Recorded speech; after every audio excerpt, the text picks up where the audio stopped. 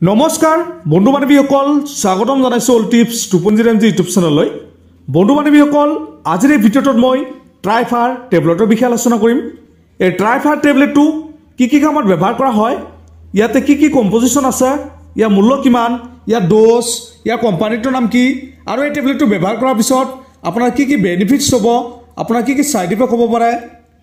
আদিৰ বিষয়ে ভিডিঅ'টোত আলোচনা কৰিম তো বন্ধু বান্ধৱীসকল আপোনালোকে ভিডিঅ'টো স্কিপ নকৰাকৈ আৰম্ভণিৰ পৰা শেষলৈকে চাব বন্ধু বান্ধৱীসকল ট্ৰাইফাৰ টেবলেটটো মেনুফেকচাৰ কৰিছে এপেক্স লেবৰেটৰিজ লিমিটেডে ইয়াত থকা মূল কণ্টেইনাৰ হ'ল ইয়াত আছে iron hydroxide polymaltose 100 mg folic acid আছে 1000 মাইক্ৰোগ্ৰাম বন্ধুসকল ইয়াতে মুঠ 6টা টেবলেট আছে আপোনালোকে যিকোনো মেডিকেল ষ্টৰত পাই যাব অথবা আপোনালোকে অনলাইনত অৰ্ডাৰ কৰি কিনি ল'ব পাৰে ভিডিঅ'টো আৰম্ভ কৰাৰ আগতে এটা অনুৰোধ জনাও যদি আপুনি এতিয়ালৈকে আমাৰ চেনেলটো সাবস্ক্ৰাইব কৰা নাই আপোনালোকে প্লিজ সাবস্ক্ৰাইব কৰি দিব আৰু কাষত থকা বেল আইকনটো প্ৰেছ কৰি দিব তো বন্ধুসকল এই ট্ৰাইফাৰ টেবলেটৰ বেনিফিটছ সম্পৰ্কে আলোচনা কৰিম এই টেবলেটটো সাধাৰণতে যিসকল লোকৰ শৰীৰত আইৰণৰ পৰিমাণ কমি যায় বা শৰীৰত তেজৰ পৰিমাণ কমি যায় এনেকুৱা কণ্ডিশ্যনত এই টেবলেটটো ব্যৱহাৰ কৰা হয় যিসকল লোকৰ শৰীৰত এনিমিয়া ৰোগ হয় এনেকুৱা সমস্যাটো এই টেবলেটটো ব্যৱহাৰ কৰা হয় যদি কোনো ব্যক্তিৰ শৰীৰত হিমোগ্লোবিনৰ পৰিমাণ কমি যায় এনেকুৱা কণ্ডিশ্যনতো এই টেবলেটটো ব্যৱহাৰ কৰা হয় ইয়াৰ উপৰি শৰীৰ দুৰ্বল হোৱা শৰীৰত শক্তি নাপালে এনেকুৱা কণ্ডিশ্যনতো এই টেবলেটটো ব্যৱহাৰ কৰা হয়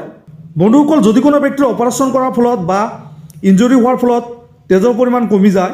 এনেকুৱা ক্ষেত্ৰতো এই টেবলেটটো ব্যৱহাৰ কৰা হয় যিসকল লোকৰ লিভাৰ আৰু কিডনি ফেল আছে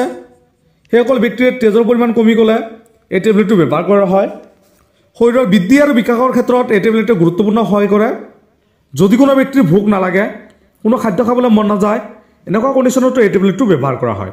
বন্ধুসকল এই ট্ৰাইফাৰ টেবলেটে শৰীৰত ৰেড ব্লাড চেলসমূহ সুস্থ কৰাত সহায় কৰে আৰু শৰীৰ একেবাৰে সুস্থ কৰি তোলে বন্ধুসকল এই টেবলেটটো এটাকে টেবলেট দিনত 2বাৰ খোৱাৰ পিছত খাব লাগিব অথবা ৰোগীৰ ওপৰত নিৰ্ভৰ কৰি ব্যৱহাৰ কৰিব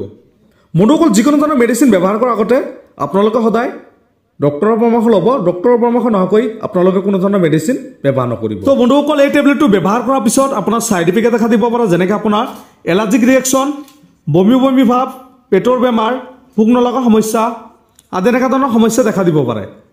বন্ধুসকল এই টেবলেটটো আপোনালোকে কেতিয়াও অভাৰড'জ ব্যৱহাৰ নকৰিব আৰু ব্যৱহাৰ কৰাৰ আগতে সদায় পৰামৰ্শ লৈহে আপোনালোকে ব্যৱহাৰ কৰিব